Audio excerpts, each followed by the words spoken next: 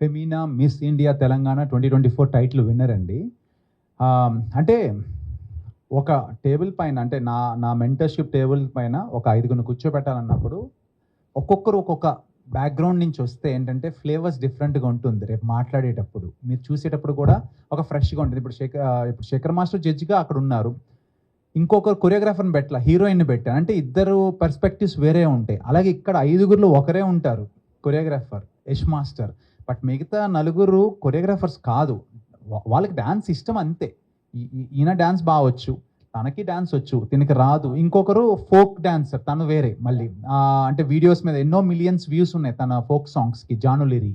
So తను వచ్చేసి అంటే బ్యూటీ పేజెంట్. అంటే తను ఒక టైటిల్ విన్నర్ అవ్విన తర్వాత అది కూడా ఒక ఉమెన్ అంటే అంత ఈజీ కాదండి. ఆడవాళ్ళు ఒక అందాల పోటీలో గెలవటం అనేది అంత జోక్ కాదు. ఎన్నో హర్డిల్స్ క్రాస్ అయితేనే ఆ టైటిల్ తనకు వస్తుంది.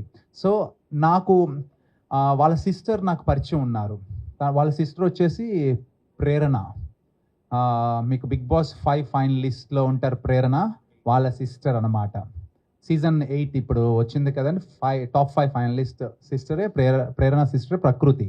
సో తనతో మాట్లాడుతున్నప్పుడు ఇలా మా సిస్టర్ ఇలాగే టైటిల్ గెలిచారు, అవునా ఇది ఒకసారి చూపించండి, ఏమన్నా తనకు డ్యాన్స్ వచ్చి ఇలా మాట్లాడటం జరిగింది. తను చూసిన తర్వాత ఎందుకు ట్రై చేయకూడదు, ఒక కొత్త వాళ్ళని ట్రై చేస్తే. అంటే టైటిల్ విన్నర్ అయ్యారంటే అందంతో పాటు ఎవరైతే బాగా మాట్లాడగలరో సమయస్ఫూర్తితో వాళ్ళకే ఆ టైటిల్ వస్తుందండి. ఒట్టి అందాల పోటీలు అందం చూసి ఇవ్వరు.